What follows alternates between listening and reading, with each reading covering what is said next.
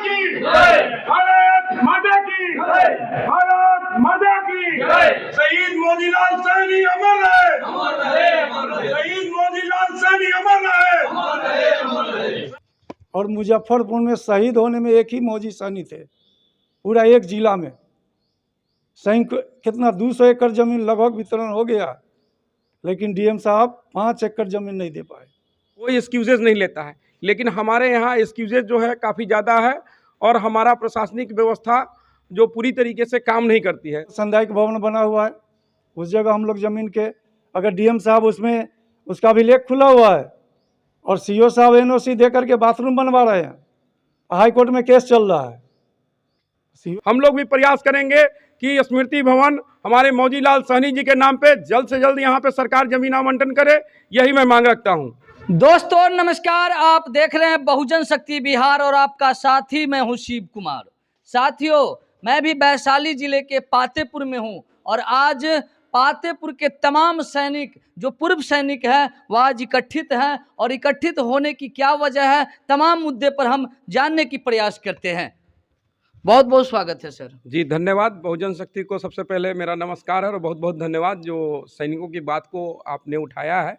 Sir, Patepur में आज तमाम पातेपुर के पूर्व सैनिक इकट्ठित हुए हैं, तमाम मुद्दों पर चर्चा हुआ है कि संगठित कैसे होना है, संगठित हम क्यों नहीं हैं, क्या वजह है आज इकट्ठित होने की? जी सबसे पहले मैं बता दूं, मैं पूर्व सैनिक महुआ अनुमंडल अध्यक्ष, पूर्व सैनिक संघ का अध्यक्ष हूं, साथ में जिला अनुश्रवण समिति का सदस्य हूं।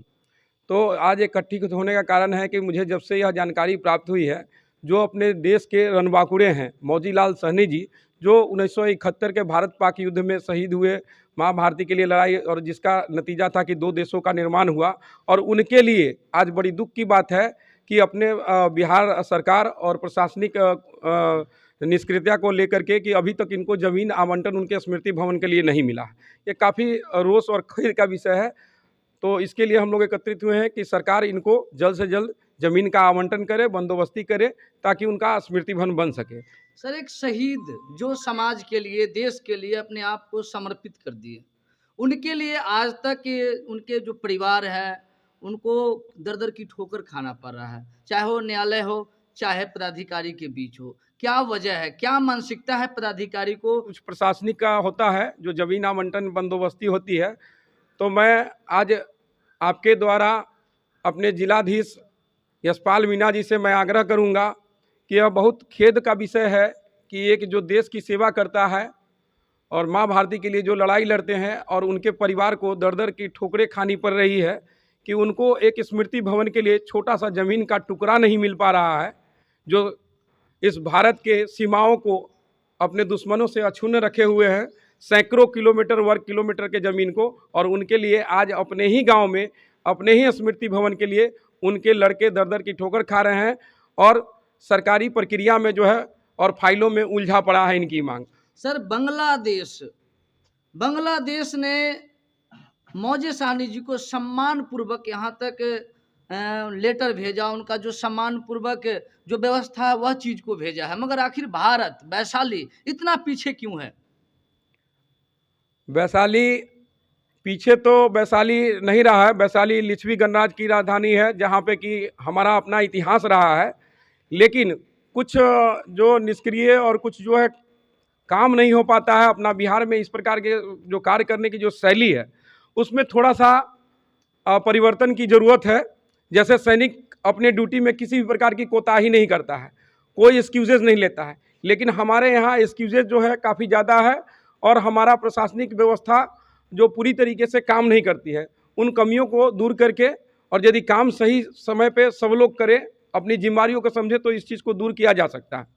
सर, एक सैनिक जो है अपने समाज और देश के लिए थोड़ा सा भी नहीं सोचा कि हमें क्या करना है, अपने आप को बलिदानी देने में कोई उन्होंने देर नहीं की, मगर उनके परिवारों के लिए अभी तक क्यों है बिहार सरकार या उनके जो अधिकारी और पदाधिकारी के द्वारा क्यों देर किया जाता है? क्योंकि 1971 से और आज 2025 चल रहा है।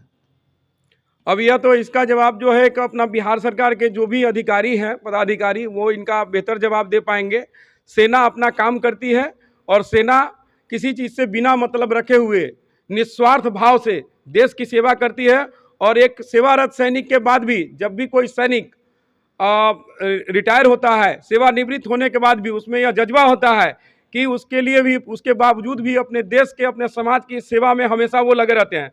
जैसा कि आप लोग को पता होगा कि सेवानिवृत्ति के उपरांत भी उस हर एक सैनिक को 5 साल के लिए रिजर्व में से रखता है कि जब भी आवश्यकता हुई देश को तो वे जाएगा। लेकिन मैं कहता हूं कि 5 साल नहीं, मेरे जीवन में, मेरे शरीर में जब तक यह प्राण वायु है, जब तक मैं जिंदा हूं, जितना मेरे पूर्व सैनिक साथी हैं, वो इस देश के लिए और अपने समाज के लिए हमेशा लड़ने के लिए सभी बुराइयों से तैयार हैं।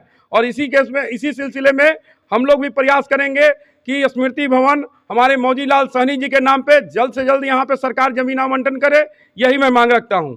सर, अगर जमीन आवंटन 2025 में नहीं होता है तो तमाम इस वैशाली जिला अनुमंडल संघ, पातेपुर या बिहार के जितने भी पूर्व सैनिक संगठन हैं, क्या करेंगे आगे? जी, क्या आप लोगों की रूह? यदि हम विधिवत पहले प्रशासनिक जो महकमे हैं उनसे मैं बातचीत करूंगा और अपनी बात को जो है विधिवत तरीके से रखा जाएगा। यदि नहीं हो मिल पाता हम लोग को जमीन, तो इसके लिए हम लोग आंदोलन करेंगे। सभी पूर्व सैनिक आंदोलन करेंगे, चाहे वह जिला से हो या जिला के बाद हमारा जो टीम है राज्य में भी है। और यदि नहीं बात बनती है तो हम इसको केंद्र तक लेके जाएंगे, और केंद्र में भी हमारी टीम है, इंडियन एक्स सर्विसमैन लीग के नाम से जाना जाता है, वही बिहार राज्य में बिहार राज्य पूर्व सैनिक के नाम से जाना जाता है।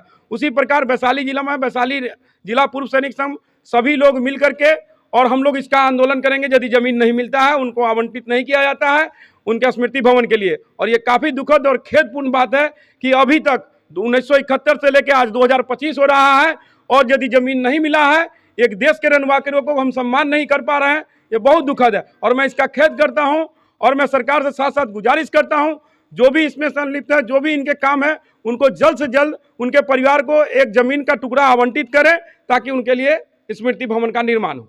72 से लेकर के अभी तक ज़मीन की मांग रखा गया।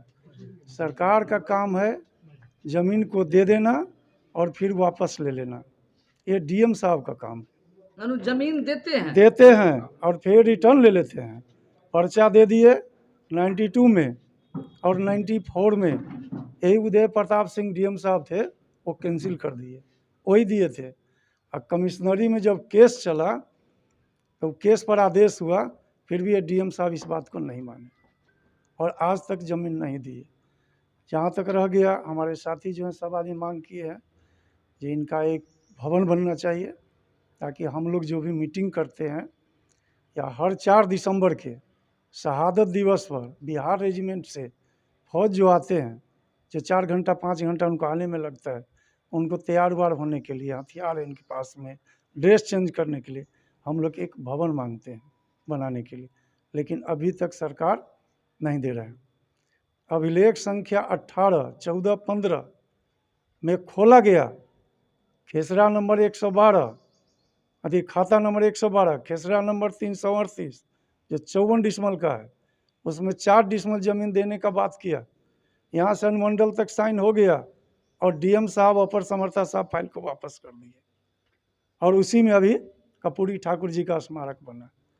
और सीओ साहब बोले जो आपको दूसरा ज़मीन हम दे रहे हैं, लेकिन अभी भी दूसरा ज़मीन को प्रक्रिया चल रहा है, लेकिन डीएम साहब के यहाँ जाता है और वहाँ से रिटर्न कर देते हैं। हमको ये समझ में नहीं आता है कि ये डीएम साहब क्या सोच करके इस चीज़ को नहीं दे रहे हैं, या सरकार हम लोग के सरकारी लाभ से वंचित किए, या तो जात के भावना होगा। जबकि 71 में हम लोग मुजफ्फरपुर में थे और मुजफ्फरपुर में शहीद होने में एक ही मौजी सैनिक थे पूरा एक जिला में। कितना 200 एकड़ ज़मीन लगभग वितरण हो गया, लेकिन डीएम साहब 5 एकड़ ज़मीन नहीं दे पाए। बिहार सरकार के ज़मीन बिक्री किया जा रहा है, इस चीज़ को कमिश्नर साहब डीओ लेटर लिख के दे रहे हैं, लेकिन डीएम साहब इस पर गौर नहीं कर रहे हैं, लेकिन कह रहे हैं हम शहीद को ज़मीन नहीं देंगे। अब ये तो डीएम साहब ही बताएंगे।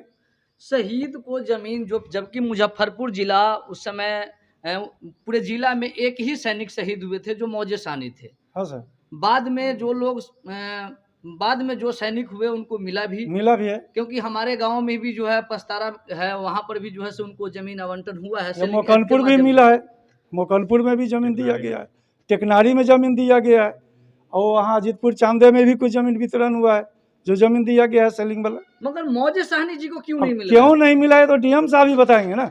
ये तो जो सर्कुलर भारत सरकार जो 72 में इशू किया है, वो सर्कुलर में तो डीएम साहब को ही पावर दिया गया है ना, शहीद परिवार को बंदोबस्ती करने के लिए। पातेपुर में क्या बिहार सरकार की जमीन नहीं है? बहुत है, बहुत जमीन है, वो पातेपुर में है।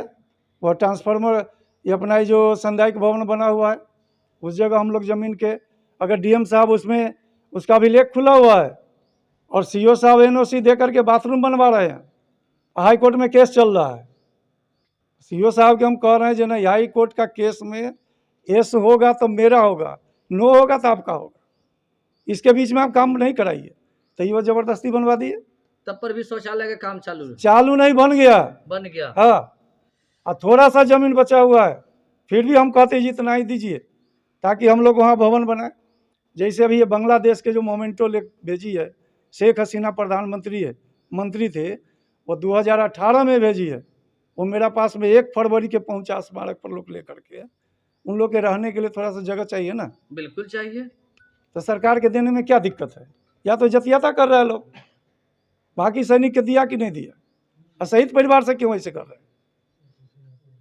यहाँ से अनुमंडल तक हो जाता है, लेकिन ऊपर समर्था वहाँ से रिटर्न कर देते हैं जो नहीं देंगे। तो कहीं ना कहीं जातिवाद दिख रहा है। हमको तो यही दिखाई दे रहा है। तो आप देख सकते हैं यहाँ पर आज पातेपुर के जितने भी पूर्व सैनिक हैं, उन्होंने मौजे साहनी जी का जो 1971 में शहीद हुए थे भारत और पाकिस्तान के युद्ध में, जिसमें पाकिस्तान को सिलेंडर बोलना पड़ा था, और उसी में मौजे साहनी जी शहीद हुए थे। मगर एक शहीद परिवार को किस दृष्टि से देखा जा रहा है, आखिर क्यों किया जा रहा है एक शहीद परिवार से भेदभाव? कहीं ना कहीं एक वैशाली जिला के जो डीएम साहब हैं उन पर सवाल है। सवाल यह है क्योंकि कई बार जमीन आवंटन किया गया, मगर आवंटन होने के बाद फिर रिटर्न किया जाता है, पर्चा दिया जाता है, कैंसिल किया जाता है। पातेपुर में जमीन बताया जाता है कि यह शहीद के परिवार के लिए है, मगर फिर वहां पर दूसरे कंस्ट्रक्शन का निर्माण कराया जाता है। तो क्या हो रहा है शहीद परिवार के लिए? आखिर शहीद परिवार को इस दृष्टि से क्यों देखा जा रहा है? क्योंकि इस देश के लिए शहीद हुए हैं, भारत के लिए शहीद हुए हैं, किसी और के लिए शहीद नहीं हुए हैं। जबकि जो बांग्लादेश है वह सम्मान कर रहे हैं, मगर इसी भारत में एक शहीद को